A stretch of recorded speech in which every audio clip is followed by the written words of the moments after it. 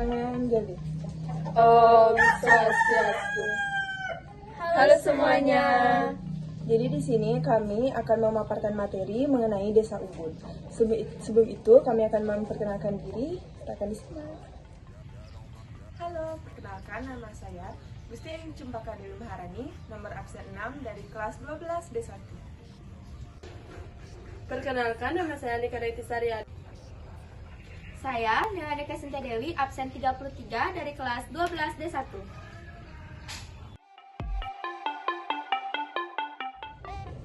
Klasifikasi desa.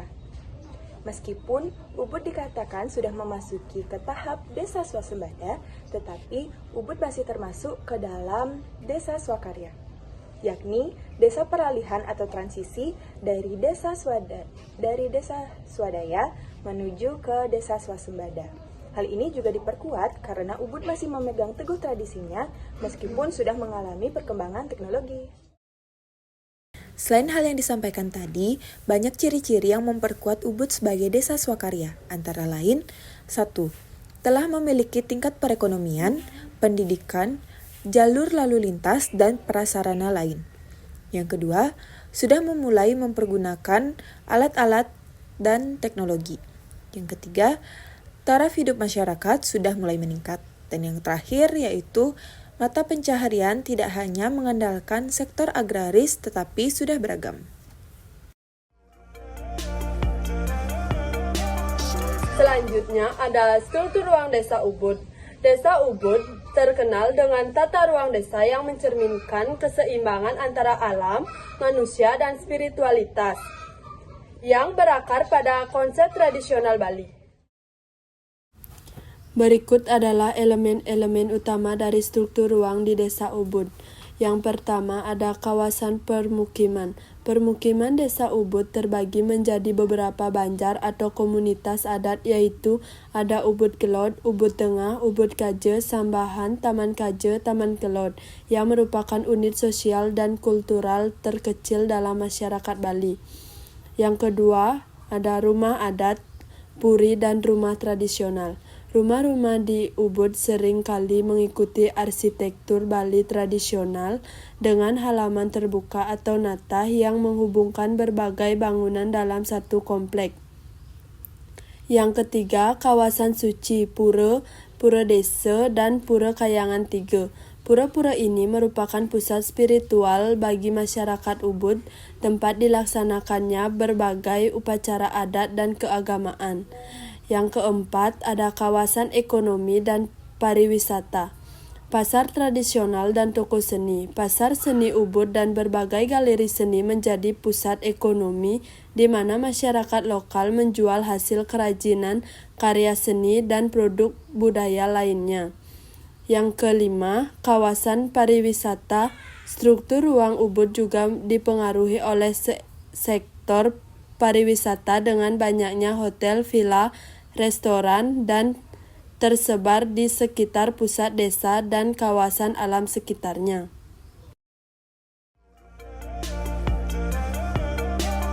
Selanjutnya yaitu ada karakteristik Desa Ubud.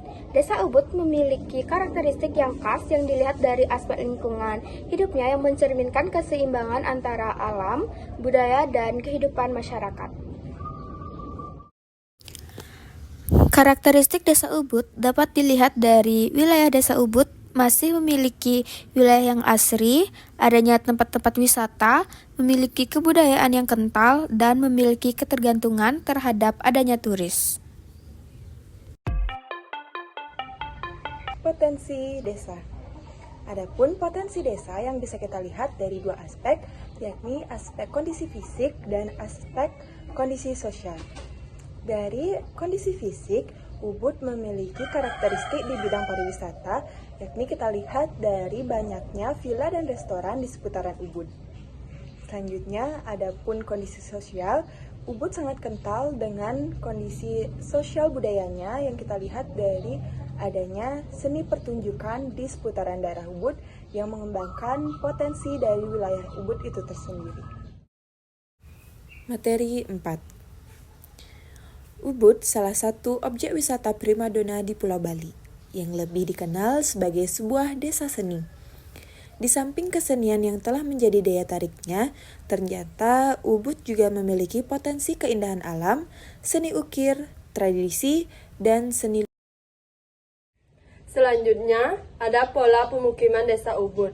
Pola pemukiman desa Ubud termasuk ke dalam pola memanjang.